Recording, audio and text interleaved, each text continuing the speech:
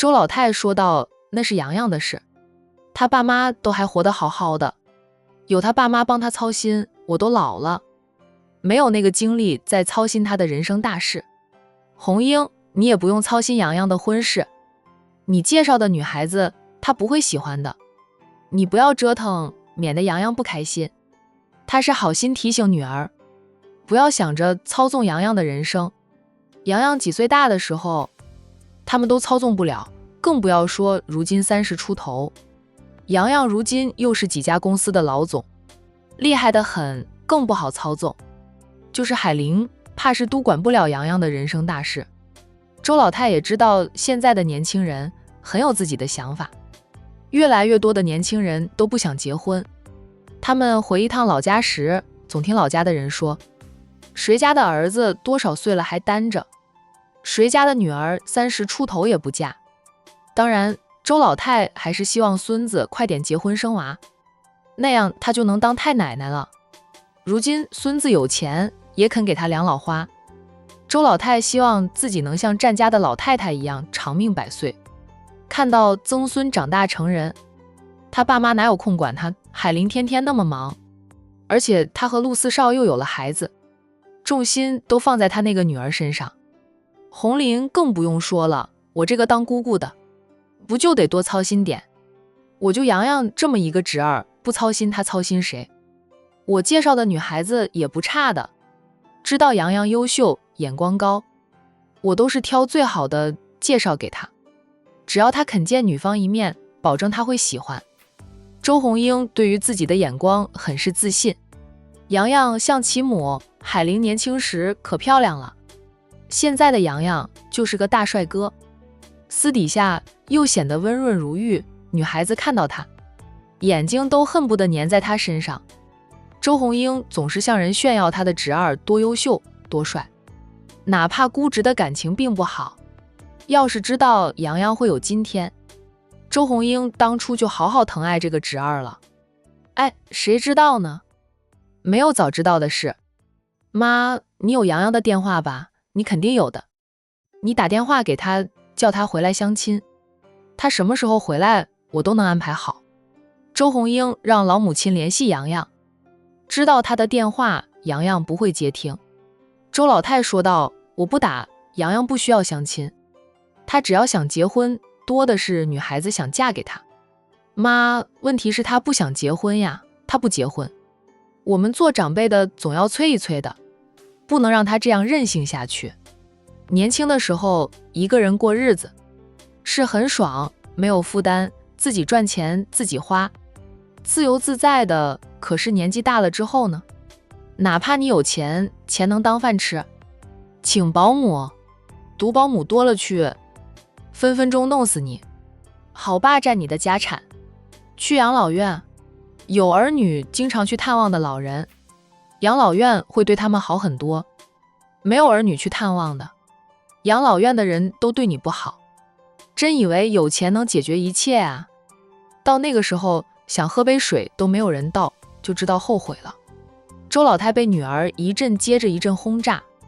快要招架不住了。她赶紧说道：“红英，我不和你聊了，你爸都走出老远了，我去追赶你爸。”说着不给女儿再说话的机会，赶紧挂了电话，然后对老头子说道：“我都要招架不住了，红英要给洋洋介绍女朋友，洋洋的感情事我们都不敢管，两老现在都很清楚，孙子那温和的外表下有着冷狠，惹毛了洋洋，以后都不回周家，连生活费都不给他们，晚年生活的好好的，两老可不想自毁幸福。再说了，以女儿的眼光以及圈子，能认识什么好女孩？周老太觉得女儿认识的那些年轻女孩子配不上她的孙子，不用理她洋洋的事，咱们别管，我们只管安心过日子就行。夫妻俩说话间，会议室的门被推开了，周洋从外面进来，他身长玉立，五官俊秀，一身黑色的西装，显得他斯文俊美又不失成熟沉稳。爷爷奶奶。周洋进来便笑着叫人，两老要起身，周洋连忙说道：“爷爷奶奶坐着，他走过来，在爷爷的身边坐下，笑道：爷爷奶奶怎么来的？又不提前跟我说一声，我派车子过去接你们呀。爷爷，你身体好些了吗？周老头前段时间有点不舒服，洋洋才会这样问。爷爷好多了，知道你回来了，我和你奶奶想你想得紧，就过来看看你，你工作那么忙，回到管城也没有时间回家一趟。周老头看着优秀的孙子，满眼都是骄傲。他抓住洋洋的手，说道：洋洋，你是不想看到那个毒妇吧？爷爷跟你爸说过无数次了，他就是不听我们的，你也不用管他，那是你的家，你想什么时候回去就回去，只要爷爷奶奶还有一口气在，都不会让他赶你走。周洋笑道：是我不孝，回管城了也没有回家看看爷爷奶奶，实在是公司里太忙，我走不开，与叶阿姨无关，我是不喜欢见到她，但她是我爸的老婆，我爸年纪一天天大了，身边也是需要有个人照顾他，两个人有个伴，相互有个照应也是好的。叶佳妮当然不会赶周洋，因为周洋都不住在周家，他住的大别墅，自己赚钱后，洋洋是想过给父亲换成别墅的。周鸿林拒绝了儿子的孝顺，他说住到大别墅里要人多才好，人太少，人气不够，住大别墅过于空虚反而不好，也怕自己住了大别墅，他那个总喜欢占便宜的姐姐也会厚着脸皮搬过来一起住。对于自己的姐姐，周鸿林是无奈至极，姐弟的感情也淡了很多，无数次的争吵影响了姐弟感情，谁叫姐姐总想从洋洋那里要好处。两个外甥结婚时，洋洋就敢厚着脸皮去找洋洋要钱给他儿子娶老婆用，被洋洋拒绝了，还跑回娘家大发脾气，骂他们养了洋洋这个白眼狼，有那么多钱都不知道帮衬一下表兄弟。姐弟俩为那事大吵几架，洋洋是周家的血脉不假，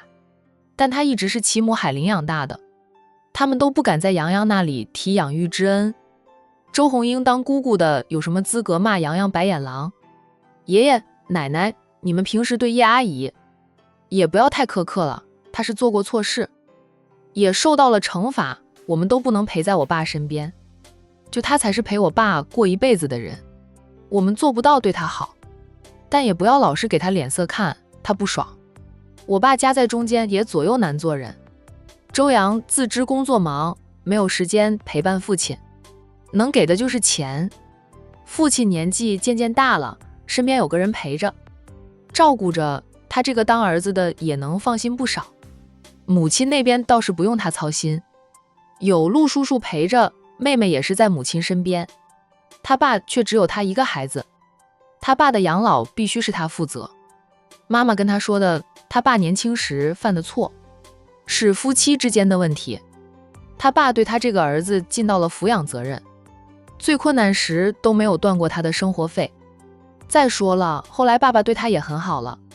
就冲着他爸对他尽到了父亲的责任，他就要负责爸爸的养老问题。周洋想过请保姆，他爸拒绝了，说他还能跑网约车赚钱呢，不需要保姆，再者叶阿姨出狱了，有他陪着他爸比请保姆更好。周洋便说等到两人老了，实在是不方便，他再给两老请保姆，现在给父亲的生活费，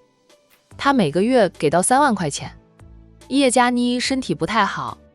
经常要看医生吃药，仅靠周鸿林的那点收入根本不够，况且周老头夫妻俩年事已高，也是毛病一大堆的，哪怕两老有退休金也不多。周洋每个月给父亲3万块的生活费，他爸的小日子才能过得轻松很多。周老头抿着嘴不说话，周老太则是说道，我们已经对他够好的了，就凭着他以前做的那些事，一般人早就和他离婚，他娘家人都不待见他，你爸若是和他离婚，他出来都无家可归。现在他就在家里打扫一下卫生，买菜做饭，闲时就去公园练练太极八段锦什么的，日子过得多舒服呀。洋洋就是你大度不记仇，换成一般人才不养他呢，他等于是你养着的了。你爸跑车的那点收入都不够花的，现在跑车也不好跑了，也是你妈妈人好，把你教得这么好。说到这里，周老太神色黯然，是我们周家无福，放着海玲那么好的儿媳妇不要，作践海玲，把海玲做得离婚了，娶叶佳妮回来，周家的好日子一去不复返，如今重新好起来，靠的还是海玲教出来的洋洋。周洋笑了笑，说道：奶奶，恨一个人很累的，我不想恨任何人，只要叶阿姨对我爸好，两老相互照顾，我爸晚年幸福就好。我叫我爸不要再跑车了，他又说在家里太无聊，非要出去跑车。不过周红林有儿子养着后，他跑车就自由多了，不像以前那么拼命，而是想跑就出去跑几单，不想跑就和叶佳妮自驾游，带着老婆到处散散心。梁老说道：你爸是这样说，随他吧，他现在这个年纪也不算老，老家有很多老人70多还种田种地的呢。周洋笑笑，他尊重父亲的选择。爷爷奶奶去我办公室坐吧。周洋起身，先扶起爷爷，再去扶奶奶。两老都说不用他扶，不过他扶一下，他们又很开心。周洋带着两老回到他的办公室，亲自给两老又倒了水，拿了些适合老人家吃的点心以及一些水果。周老太吃了一块点心后夸赞好吃，奶奶喜欢吃，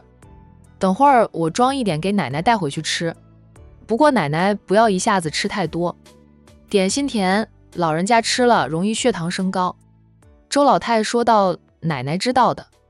每天就吃一块。洋洋你别听你奶奶的，她拿回去保证一天就吃完，喜欢吃的东西她哪里留得住，像老鼠一样留不了隔夜粮。周老头说着老七，周老太讪讪的，也不知道怎么回事，年纪越大越像个孩子，越想吃零嘴。夫妻俩都一把年纪了，一条腿已经迈进鬼门关，周老太就不想忌口，觉得能吃到一天是一天的福。爷爷你要看着我奶奶，不能让她吃那么多。周洋在两老的对面坐下，又关心地问了很多。洋洋你妈没有回来吗？周老太忍不住问了一下前儿媳妇的情况。周洋答道：妞妞已经大学毕业，我妈要她学着处理家族事务以及公司的事，需要花时间教她，没什么大事。我妈就不回来了。陆氏集团在江城那边开拓了不少生意，她继父也是经常待在江城，我小姨经常飞江城的。母亲牵挂的人无非是小姨，小姨经常飞江城，姐妹能聚一聚，没什么事。他妈回管城的次数是少很多，你妈也不能只操心你妹妹啊，你的人生大事也要操心一下。她有了你妹妹后，感觉她更偏心你妹妹。你都30出头还单着，你妈就不着急的。周老太对海玲感情复杂很多，既感激海玲将洋洋教得很好，他们周家有周洋这样的孙子长脸了，但又觉得海玲更疼女儿。洋洋成年后，海玲对洋洋就是放养了，洋洋想做什么都由着洋洋折腾，明明他可以帮洋洋铺一条更顺畅更好的阳光大道。事业上的事就不说了，他们家洋洋有本事，是好几家公司的老总，生意做得顺风顺水的，不用操心，但人生大事要操心呀。海玲当妈的就一点不着急，洋洋你也别只顾着赚钱，钱是赚不完的，你如今功成名就，事业有成，各方面的条件又那么好，该找个好女孩结婚了。奶奶和你爷爷年纪一大把，不知道什么时候两腿一伸就去了，我们都想在活着时能抱到曾孙，我们就你一个孙子，想抱曾孙的奢望是落在你身上的。跟女儿说的时候，周老太说她没有资格管洋洋的人生大事，但在洋洋面前，她还是忍不住唠叨。奶奶，我妈不偏心，她对我和妹妹是一视同仁的。妹妹以后要接她的班，那是凤氏家族的规矩，我不姓凤，与我无关，我也不需要接我妈的班。周洋不喜欢奶奶说她妈妈偏心，